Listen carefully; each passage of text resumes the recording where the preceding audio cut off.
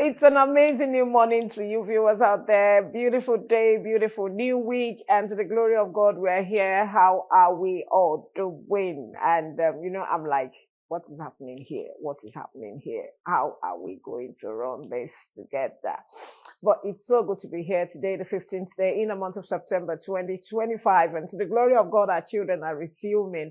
So how did you get to work this morning? What time? Are you still at work, or you're still at home trying to get yourself after the school bus, or you're taking the children to school, or you are just taking them by yourself, or you're on your way? Congratulations to you. At least God kept them. At least you're able to dress for them. No other person is doing it for you. So it's still grace. It's still grace that you can see your children after closure of school, and now they're resuming back. You're dressing them to go to school. Say, Mommy, I want this. Mommy, I need this. It's grace. It's grace. It's grace. And I pray the grace will continue to be consistent and be more, memorable every now and then. And to those believing God for their own seed, for their own children, our prayer is that God has not forgotten you. He hasn't. He has good plans for you, and is ready to take you through that process with all the beautiful things you can imagine. So just believe and have faith that no matter how long you think you have been waiting or believing God for, your time is now, and it's coming very, very, very, very soon. And before you know it, they're here. And children like that, they come in and they go so fast. Everything around them is always unique, special, beautiful, memorable, and it's all joy, because the time they show up is a time you never want to miss anything. So just don't worry. All will be well. My name is Olori Adejoke Adabi David. My friends call me Olori Ages. This is Galaxy Television. The program is Family and Values. It's all about you. It's all about me. It's all about our children. It's all about the society. How well do you relate? What are those things that you think you are, having little each here and there to complete? We discuss everything, not leaving anything unattended to. And it's all for the well-being and the value that comes with being a family, or having a family, or being connected to a family, or relating to someone, or at all working with a colleague in the office. How well our character, our personality, the values that we bring to that table. Because it asks you, what are you bringing to the table? So what value are you bringing to the table this morning? I want to wish you the very best as you continue with this beautiful day. And as much as possible, we want to let you know that Family and Value runs from Mondays to Fridays, from 9 a.m. to 10 a.m. And if there's any slight change of the time, we'll definitely keep you posted. But this morning, you're welcome, and it's so good to have you. So without much further ado, I will be running this by the grace of God. Now we'll be taking the mini feature right now. So stay tuned, don't go anywhere. We'll be right back. So if you're just joining us, you're very much welcome. Like I said earlier on, I try to put in one or two tips on our children and encourage us on their resumption. So as far as I can imagine now, I know that you're aware of what we'll be discussing: encouraging parents on resumption day. It's really, really, really interesting to know that many parents want to do a lot of parents want to do so many things for their children, but financially, some are not even there physically, but they will try as much as possible to tell one person or the other. And don't forget those ones who don't have their mothers or their fathers. How do we encourage those who are guardians of these children? Many more we'll be discussing this morning, and my guest this morning is none other than our own handsome looking Baba Badon. He's not from Ibadan, but he's based in Ibadan. He's an entrepreneur, but he's a parenting coach. Okay. And we have our own Oluremi Lawal. We call him Remi Lawal. He's also a man of the word. So there is no way you can be a parenting coach and you will not also have something that has to do with the word of God. You need that wisdom because that wisdom will help you to thrive. So this morning we have Remi Lawal. Is he there? Remi Lawal, how are you this morning? Very well, thank you. Good morning, See him. It's so good to have you. Good morning. Baba for children. Baba, that's what they call them in Yoruba. Hey, this one love children. This one Willie. will challenge you parents. But this one is how to encourage you. And I tell you, the encouragement is going to be with so much love. So, Remy, how are you? I know you're also a parent. How is the, you know, how was the preparation for your child to resume back to school? How was yours? Share your experience with us first. So, I'm going to be as vulnerable as I can be. By the way, good morning and good morning to our viewers. Resumption is more or less like pregnancy. From the day a woman takes in, we all know that in 9 months' time, there's going to be delivery. So resumption is not something that should, catch us all unaware. Beyond this and that, I think the only challenge I have is that emotional detachment because kids have been at home for close to 2 months, that you have had a consistent stay with them like never before. So just like they are going to struggle to go back, you as a parent would also have that emotional struggle to detach from them, for those of us who have built that bond. That's the thing. But the other things, getting their materials, these are materials we all knew we're going to get ahead of now and all the likes. So there are some that I didn't also work towards as a person that I just started getting, and which for me is an indictment. That's why I started by saying I'm going to be as vulnerable as I can be. So this is where we are. We'll get to the point where we advise ourselves on how to prepare for things like this in the future. But we take it from where we are right now that the kids are resuming. And as they are resuming, should we be under pressure? I honestly do not think so. Should we be under pressure? I honestly think that some of us would be under pressure in the sense that the economic situation, or do I say economic realities, are not that favorable for a lot of us. So you would have to be under a bit of pressure. Um, should we be under pressure? Oh, yes, because kids are being returned to teachers who are equally going through the same economic pressure that you and I are going through. So we are most certainly going to be under pressure, knowing that these are teachers who probably might equally not be mentally and emotionally because of the economic situations that we all are going through. But my advice would be, should we allow this pressure to get to us? The answer is no. Like one of my coaches would say, that if you see a challenge and you look at it, the first question you should ask yourself is there something I can do about it? If the answer is no, don't worry about it. Don't say much about it. Just ignore it. And then if you see a challenge and you ask yourself, is there something I can do about this challenge? If your answer is yes, don't worry about it. Don't talk about it. Just go ahead and do what you have to do about that challenge. So children are resuming school. What are we supposed to do? Brace up to it, get them ready, and send them off to school. And I would also say, I don't know what your religion is, but we all believe in prayers. So I think you should embrace prayers at this moment because whatever it is you can't do now, you can't do it now. That's a reality. Whatever it is you cannot do now, you cannot do it now. So we just need to live with that reality. Now, I think that I would be my want to opening ask speech.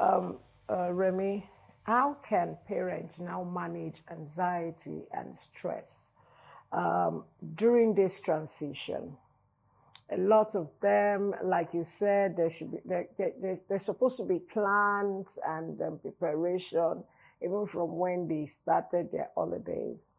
But what about those parents who could not do that? Imagine a parent who is always on the move or always have a caregiver to take care of those children, or someone, the common market woman out there who is always, a single mother who is always trying to put all things together, and yet, Kama Kojo, put it together, put it together, put it together, and yet it's not going to be enough. How can they manage stress and anxiety, during this transition? Because you've said a lot from the question I asked you. So I want you to help us. How are they supposed to manage stress and anxiety during this transition of the children's resumption? Okay, um, that's it. I think if you're following us here, there is very little we can actually discuss on this one show. There are various things you need to know about parenting. I have a blog, D Coach Remy at Blogspot. I've written so much about things like this. You see, stress as a parent will create what we call dissociation, because at the end of the day, you'll be completely detached from the real needs of the child while you are running around stressing yourself to gather the things you think the child needs. You are isolating yourself from the real need of the child. And at the end of the day, you would have spent everything sending this child to the best of schools, selling everything you have to ensure that this child gets the best education. However, the child will still feel so unfulfilled because you never addressed their needs. So I'm urging us now that in the midst of this stress, you find ways to still keep your connection with your children. Yes, I empathize with parents who are single parents, busy scheduled parents, what do you call them? Market women who are trying to gather everything they can gather. See, let me tell us this. Every human being on earth, we all have the same 24 hours, and we all know what we are doing. Too many times, the busy person is not as busy as we all, make it look. It's just because we cannot organize things. If you can organize things very well, to schedule things to say, look, I am doing this at so time, you can get it all done. We don't work for 24 hours. Let's get that straight. We do not work for 24 hours, and we only get stressed by how we manage the work hours in the day. That's it. How we manage the work hours in the day. The pressure we let in during the work hours of the day. You check those who work for 8 hours. How many hours in those 8 hours are actually, put into the work? You see that in 8 hours of work, we have 3 of them that we use for other things. The 5 hours that we put in the actual work are actually not, blood draining like we make it seem. Yes, there are people who put in mental aspect. This is not me diminishing or minimizing people's efforts. I know there are people who work around the clock, but they find a way, a structure that helps them take care of the things they cannot take care of. Whatever your schedule cannot allow you to do, find help. Find help. Find help. That's why there is a word existing that is called outsourcing. Outsource some things. Okay, financially, some people might not be able to outsource it. Then create small window of opportunity to get those things done. Listen, doing what I just said now is not going to create any form of anxiety. and it doesn't have any impact on your health, like being anxious. Anxiety is a killer. Go and Google it yourself. Anxiety is a killer. The moment you become anxious, you activate a certain hormone in your body that is a destroyer of your immunity system. And once your immunity system is destroyed, you become exposed to a lot of dangerous diseases that can kill in a twinkle of an eye. So anxiety is not a reward for anything, neither is it a makeup for lack of time. So being anxious is never going to do that thing for you. I'll go back that if you see a situation and you realize there's nothing you can do about it in that moment, don't worry about it. Don't say anything about it. Just move it forward to when you can have time to do it. This way, you're not going to stop yourself from doing what you should be doing at this moment while you're not able to do what you could have done or what you can do another moment. So what you do is prioritize things, put them in proper alignment, have a structure around what you're doing. Poverty and structure are not Siamese twins. That I'm poor does not stop me from structuring my life. Let's get it right. That I'm a single parent does not stop me from structuring my life. It takes discipline. It just takes discipline. See, being poor does not deny the ability to be disciplined. So we have rich, indisciplined people and we have poor, indisciplined people. A lot of things we consider as stressful and creating anxiety for us are things that we did not discipline ourselves about. So being a single parent is not a disease, neither does it make you handicapped. I know it can be very, very demanding. So I'm balancing it now, just so it doesn't look like I am demeaning or in any way diminishing your efforts and your labor. You all are doing exceptionally well. But I'm saying this, that being a single parent does not in any way take away the fact that if you organize things around yourself, the little you're earning can be enough. We'll get to that. I know you will ask a question that will get us to that, where we'll look at it, side by side, our earnings. Okay, so thank you so much, Remi Lawal. It's time for us to take our break and go for our word on marble. As you know, we always use this to, make us feel we are doing it right. We'll be right back. Let's go for the short break. Stay tuned. Have it there. But you know what Jasmine Alport said? It said, life is beautiful if you make it that way. Life is beautiful if you make it that way. With all we have started on our discussion, encouraging parents on resumption, I'm sure you are really, really taking note because it will help you. Like Remi Lawal said, we've been talking with Olu Remi Lawal and is joining us live from Ibadan. Okay, he's a parenting coach and is good at what he does.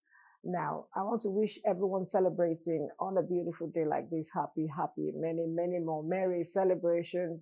Any anniversary you're celebrating, we love wishing and celebrating you, and we pray you always have reason to celebrate. As we continue with our discussion, encouraging parents, Remi is still very much with us. And I want to ask Olu Remi Lawal, what are some strategies for parents to establish a good, positive morning routine?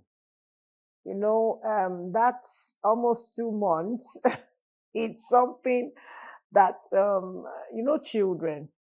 I remember many years back, one of the proprietors of the school my children attended then, she said, children are like elastic. The more you draw them, they can take so many things. They are so full of all manner of activities. All you just need to do is to make sure it is the positive one. Now, for those students that will sleep, during the holiday and wake up at what are those positive routines that we need to, strategies that parents can establish also to help them to have a beautiful morning routine again. Many will just start yesterday. I called somebody and said, my children are just going to sleep. I said, at 8 p.m. But the other time I called you, you said they are watching. television, or they're in their room, they are working on the laptop or something. How come today they are sleeping early? So how can parents really work on a good routine in the morning for their children now that it is resumed?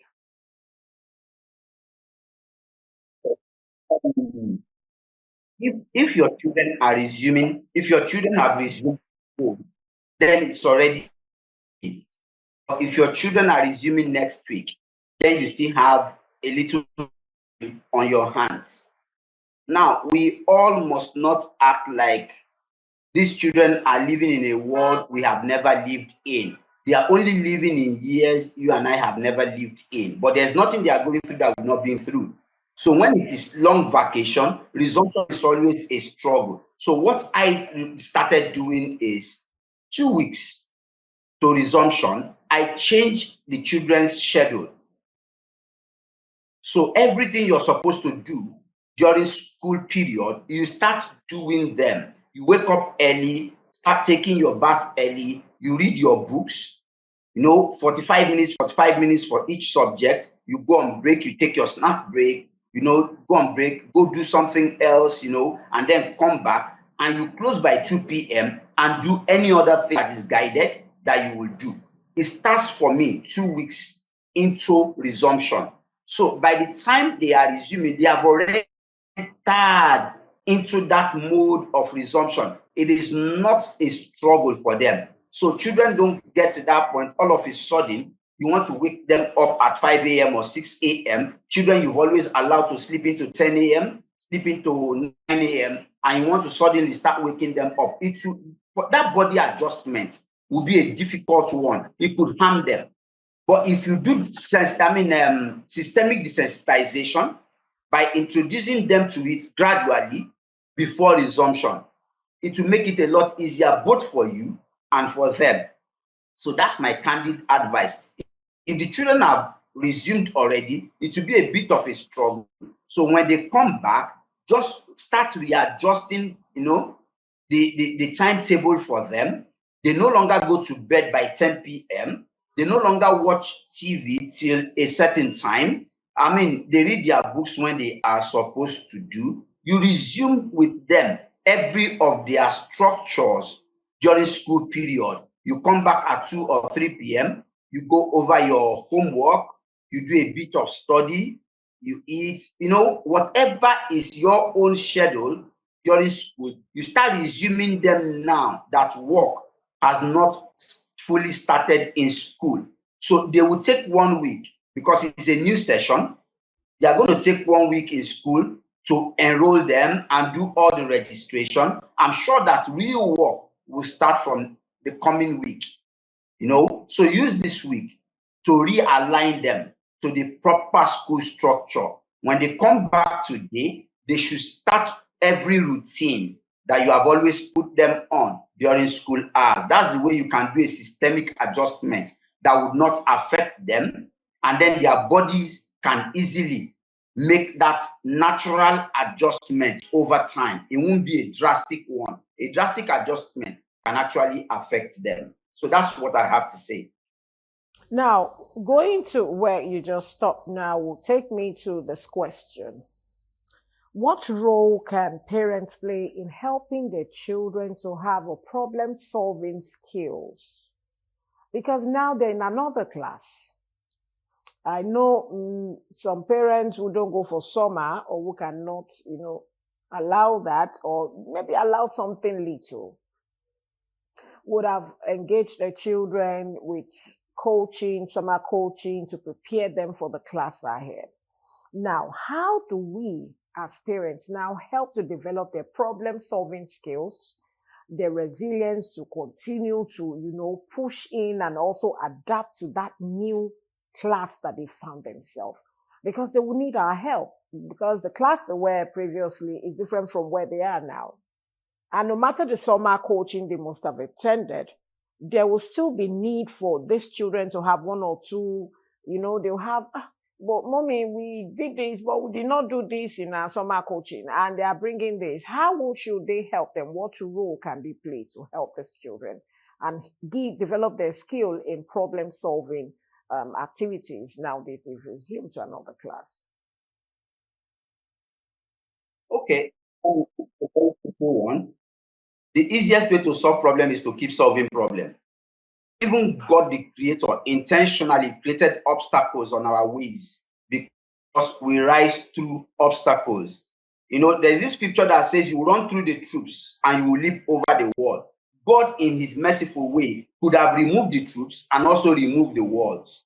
But he intentionally left them there so that we run through them and we scale over the wall. So the only way you can help your children with creating, problem-solving skills is to allow them face their own problems.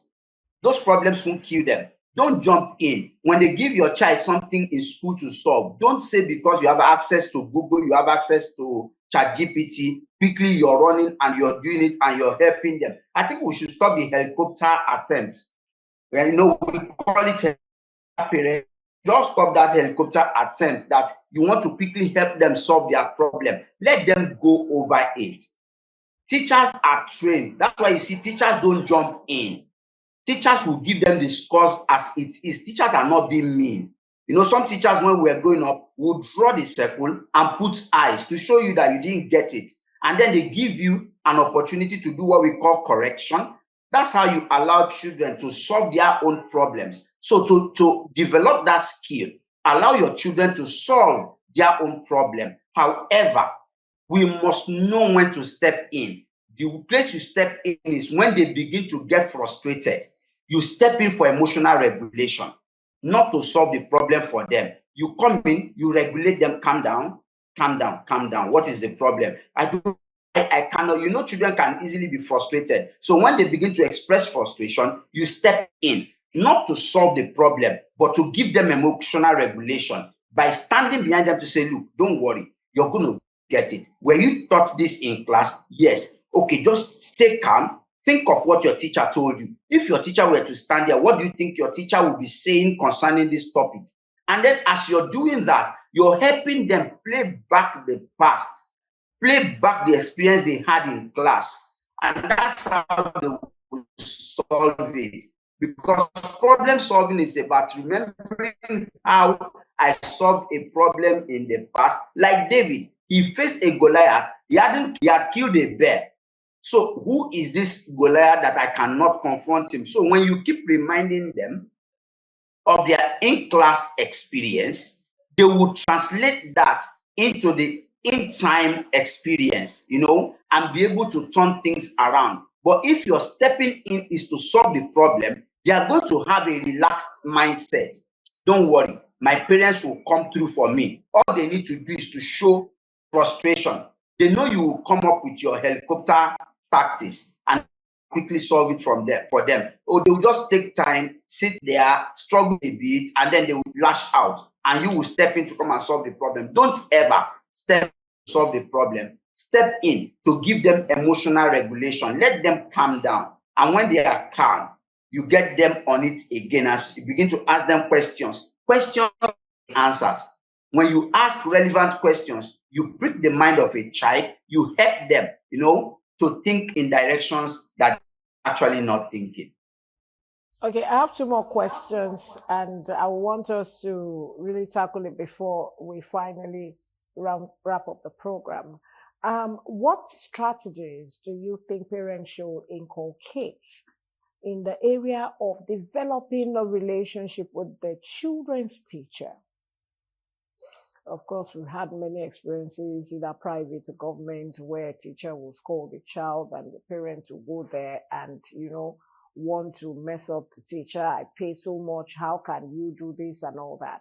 So how can parents, and also we've seen a situation, I'm sure you're aware of this, whereby parents will say all manner of nasty things about the teachers in the presence of the child.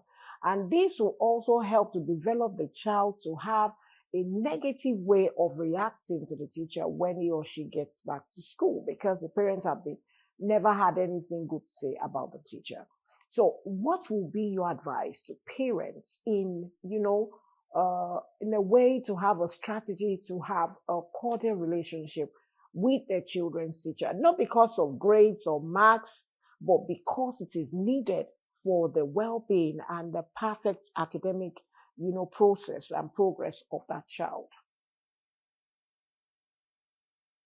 All right. I think this is a very pertinent question. Like I said earlier, the teachers are equally going through the same economy you're going through. So they have the kind of challenges you're having because they also have children who are equally returning to school. Bear in mind, those teachers won't have their kids in the school for free because they are teachers there. Don't forget that they are being paid. So the school expects them to pay their children's fees wherever they are. So you need to empathize with them. That's number one. Number two, try and find a way to make your teachers own your children. Let them get to the point where they see your children as their own children, not just a student that was brought into my class, but a child that I want to take care of. See, let's say this and be very plain with it. The Bible said the gift of a man. If you give gifts, it won't cost you much. People will look after your child or they will look after your children. That's the basic truth. And also, you see, two people would always disagree. That's another thing. And when people disagree, can we pay attention to the subject and not the object? Yes, your child is your child, and the child had a disagreement with the teacher. Going there to just basically support your child without hearing the teacher out, I think it's not something that is right. When you want to talk, that a teacher, had a disagreement with your child does not make the school bad. It's just that the teacher had a disagreement with your child. Secondly, isolate the teacher from the disagreement. What was the disagreement? Attend to the disagreement and address it. Yes, we have some teachers who have their own excesses, except and unless the teacher went overboard. At that point, I will ask you to approach the school authority. Let them address it themselves. Only when it is drastic or it is beyond measure, you should approach the authorities. And that is, in this case, you go civil with it. That's my advice. But don't go threatening anybody. The case will turn against you. If you threaten somebody and it is captured, you're in trouble. And should anything happen to the person, nobody will be talking about your child that was either harassed or molested. People will now be talking about the fact that you threatened this person and the thing you threatened happened. So you don't know how many enemies the person has that you're. Somebody could lash onto that and implicate you. So do not do anything drastic. Love your children's teachers. The love I'm saying is just show them empathy and love them. I mean, sending them small recharge cards once in a while or sending them small amounts once in a while, enough to make them pay close attention to your children. So consider them and empathize with them. Okay, now my final question. This is going to the financial angle, which you mentioned something very similar about earlier on, and you said maybe I'll still ask question regarding it. But this is where I want to take it to. A situation whereby there is an increase in the school fees of your child, and you know deep down inside you, it's not because you don't have faith or you don't believe, you know deep down inside you that you cannot afford this bill. What do you think such a parent should do? Is it just all about planning on how you are going to pay it, or you seek academic knowledge elsewhere for such a child? Help us out on this as we wrap up. All right. I will say this. There's no advice to give that is as right as what I think I should do.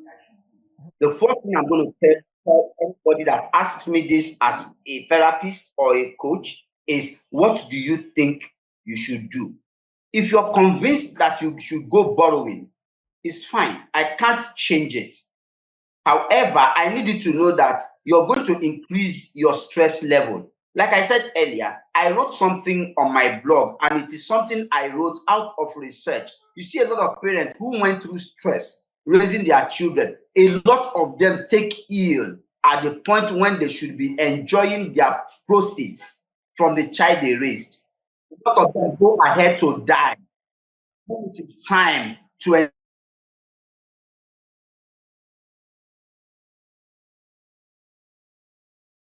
Oh no, don't tell me we lost that. Oh no, I was enjoying that and we're wrapping up. Oh my. I'm sure you had a wonderful time. Don't worry, I promise we'll have Remy on a shorter notice to be on the program again as we'll continue with this because that's another level of discussion, financial capability when it comes to children's education, financial capability when it comes to children's education. And we'll discuss more about it. I want to say a big thank you to Oluremi Lawa joining us from Ibadan. The network glitch. It's God. Okay. I hope you've had a wonderful time with us. Tomorrow is going to be another wonderful time. I want to say a big thank you to every one of us who joined, you've watched. I want you to share this particular link with your loved ones, your friends, your neighbor, your wife, your husband, in or out of the country. Let's try and build a beautiful well-being and relationship with our children. And also, we're here to encourage everyone. But today we're focusing on parents. It's not easy to gather those money and send a child to school. It's not easy to put all that together. And at the end, may we reap the benefits of sending them to a good institution of education or learning. And that's our prayer to you this morning. It's still Family and Values, and tomorrow is going to be another wonderful, beautiful, outstanding, memorable day as we'll be looking at forgive and forget. How easy. Forgive and forget. You just have to forgive. None, you forgive. None. Sometimes you forgive, but it's difficult for you to forget. So how easy is it to forget and even forgive? I don't know the issue. I don't know what it is, but we'll discuss that tomorrow.